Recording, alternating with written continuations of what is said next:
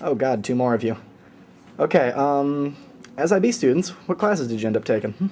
Well, I took IB Bio HL, IB Physics HL, IB History of the Americas HL, and fourth one, I always forget.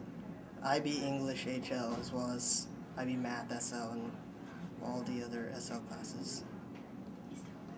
And you? I took IB History HL, IB Bio HL, IB Spanish Ab Initio, IB English HL, IB TOK, I guess. I feel like I'm missing one. Anyway. That's okay if you don't Next remember all of question. them. I took a bunch. If you want to know all of them, look at my transcript. All right. Well, what was your opinion of all your classes that you ended up taking? I like psychology, which I forgot to mention. I liked bio. I'm a biology kind of guy, and math's not my favorite subject.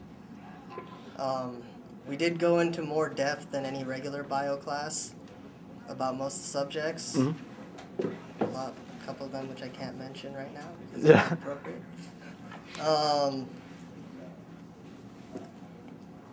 Yeah. I Yeah? think that was Yeah, I bio. liked bio too. I think bio might be my favorite class. Well, did you like bio for the same reasons he did? Yeah. And what made psychology so good for you? I'm interested, like, I think the mind is interesting, how it works, and different disorders and things. So that also ties into my extended essay topic, which was on AI, so. Okay. it's interesting. Well, based on your classes, I gotta wonder, what sort of experience was TOK for you guys? Good. I think that I think we could do more of the integration of the subjects and look at them like we really do. We turn it into a philosophy class, and we make it where it's not like doing what it was sort of made to do. It's Bring up one subject and it doesn't really relate to what the core values of TOK that Yeah. were told to us were about. I think to improve TOK, we should look at things based on different ways of knowing, like through the eyes of that, and that's sort of what we did on our TOK project, or sort of what I did on my TOK project. And so that made it like, I think that's what we should have been doing the whole year, just looking at it, like looking at through reason, through emotion, through perception, and through language. Mm-hmm. At different things and figuring out how those ways of knowing could help us. Okay. So what were your extended essay topics? My extended essay topic was who instigated the Arab-Israeli conflict. So essentially, the goal is to find out who started the conflict, and it became really difficult at first. There's a lot of hidden information. You have to go back at least 100 years to find who mandated the Palestine area, what Palestine went through for like 40 years, and then how it became Israel. And it took a lot of time to research. I did the feasibility of AI in the next decade. It wasn't that difficult to research because, I mean, the core value of feasibility is hard to, like, you can't, there's no research that will say, yes, it's feasible, no, it's not feasible. The feasibility is kind of a culmination of all the research, so that the conclusion is where a lot of the work was done. In my research, I found that it was not going to be feasible, but we'll see. Well, how did you guys go about researching your topics? Well, I got a book that was written by Marvin Minsky, entitled, I believe, Emotion Machine.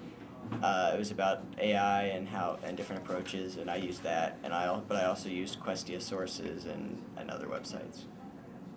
I did about the same as him, using Questia and books, but I also had to use movies as well, one of them being 50-Year War, which showed the conflict between the Arabs and the Israelis, and that's kind of what revealed to me who started the whole conflict and who mismanaged the Palestinian area.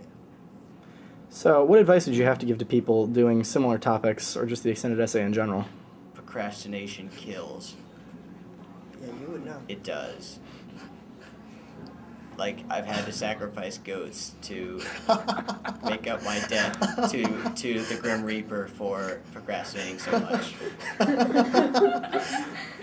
Like, I have Basically everything he said. Don't procrastinate though, and yeah, the Reaper's looking for you if you procrastinate.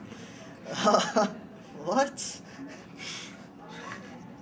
Okay, basically don't break down the extended essay into chunks. What I did was I took during the summer. First of all, it's one thing to say you're gonna do it during the summer, and one thing to actually do it. Because just do it during the summer, break it down into chunks. So what I did, one day I wrote 250 words each day, and I ended up having a month left in my summer